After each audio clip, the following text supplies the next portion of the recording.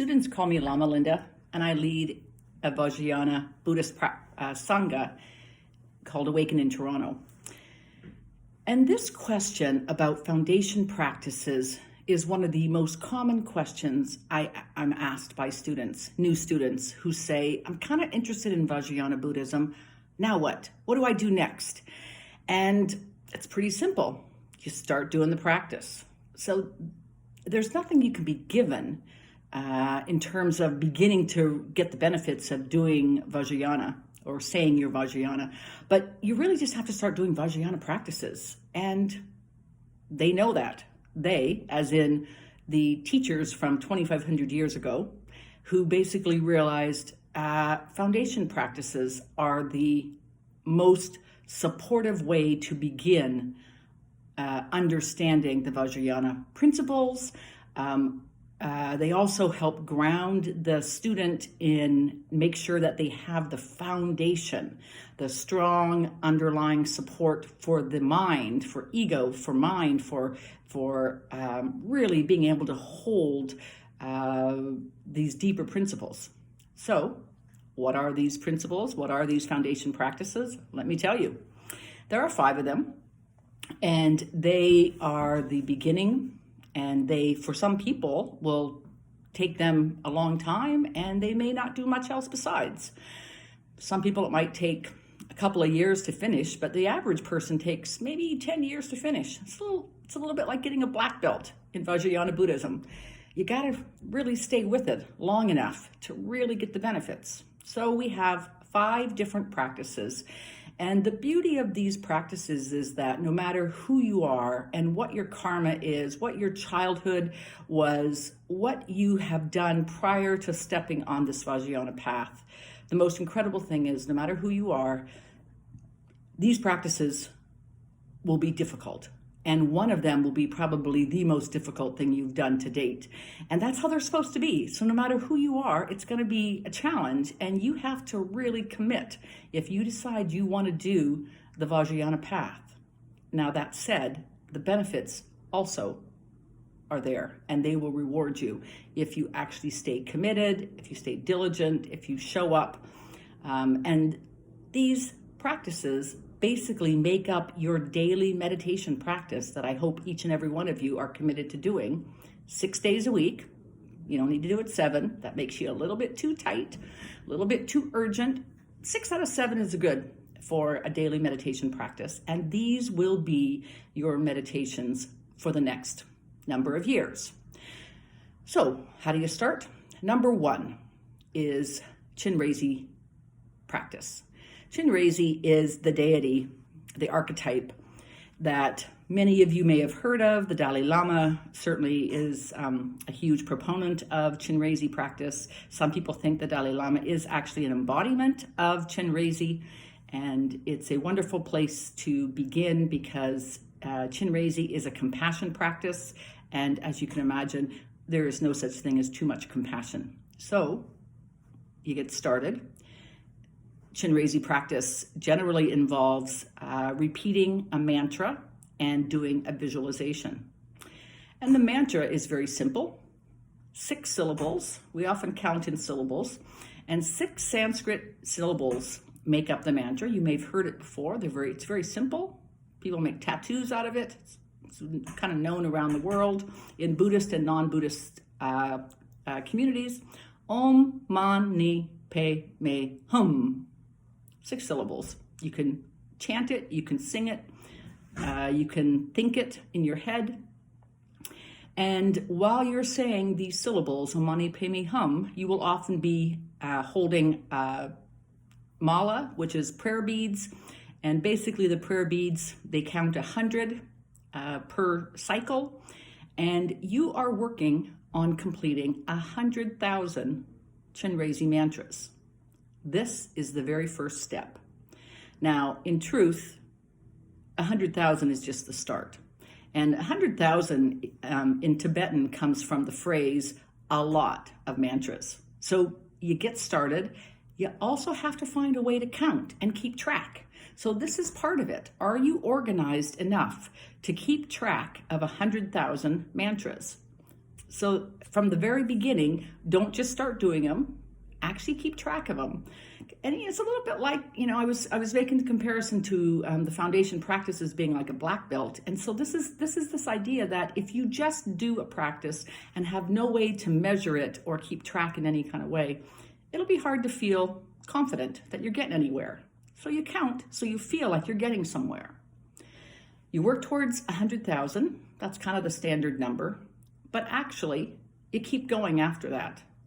And you keep going all the way to 1,000,000. That may sound absolutely impossible. You may think it'll take you decades to do 1,000,000 Chenrezi mantras, but they fly pretty fast. You can do them anywhere. You can do them on the streetcar, walking. You can do them in your car as you're driving to work. You can do them sitting watching TV with your kids. They are meant to be taken anywhere. You can do Chenrezi practice because it will put you in a state of compassion.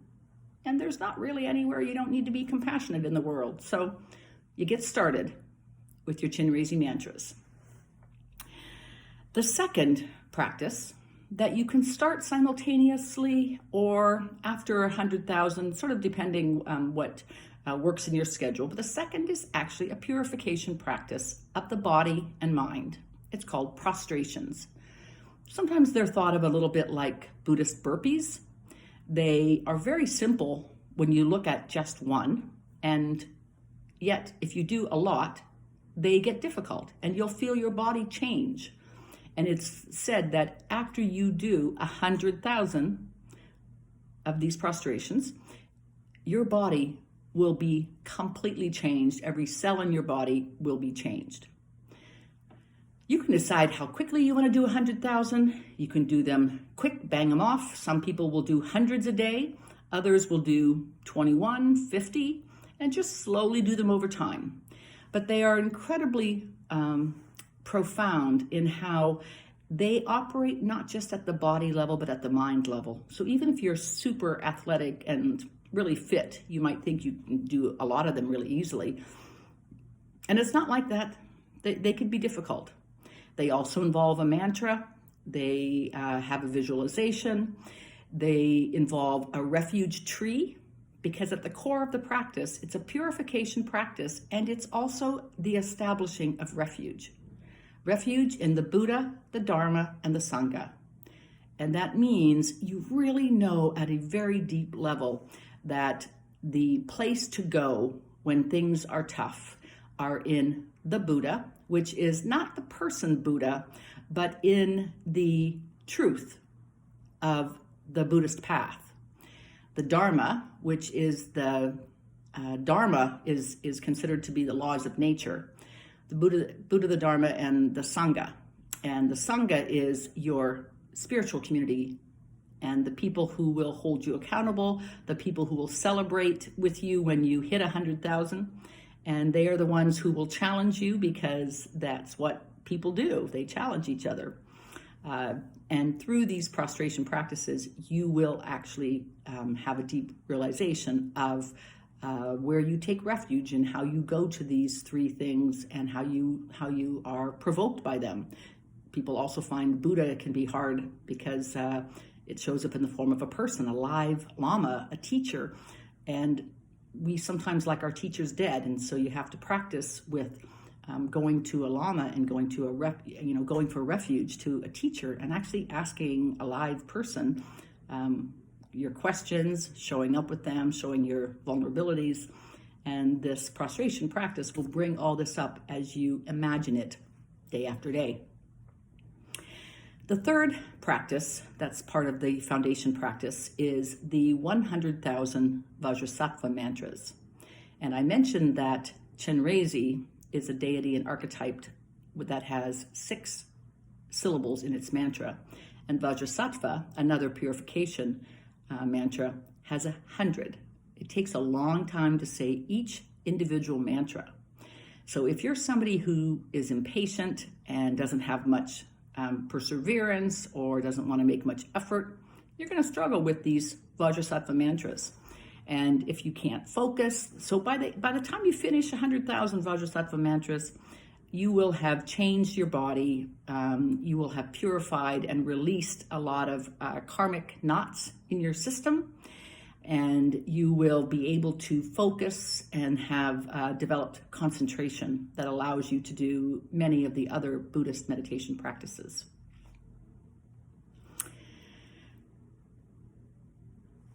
Those three can be done in various orders.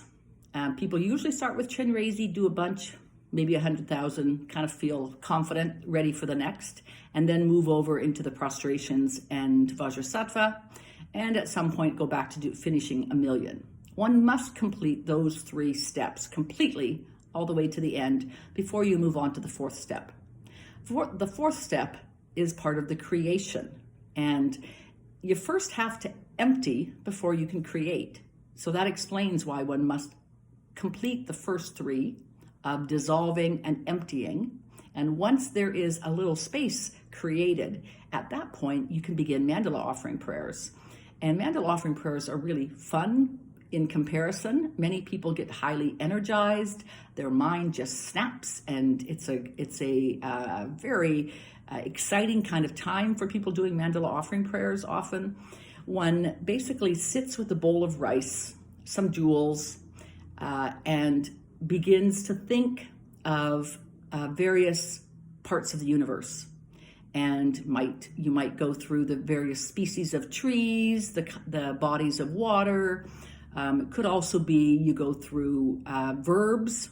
So there's nothing sacred about what word you go through in the universe, but you're invited to go through the universe item by item, thing by thing, and basically offer up a thing to the universe, say a prayer for it, do a ritual with rice in a bowl, and then all of this is done on a mirror, and it's like a sand mandala in that you make a mandala, a circle, you say some prayers, you say some chanting, you visualize the item that you want to give a prayer to, and then you sweep it clean and you do it again and again and again and again 100,000 times.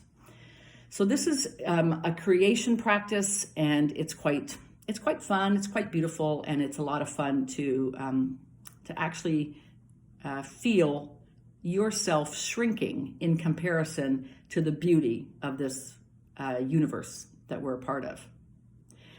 The fifth foundation practice then is Guru Yoga, and it's a little harder to explain, except to say that, like the other deity practices, you are using a particular visualization of a particular deity.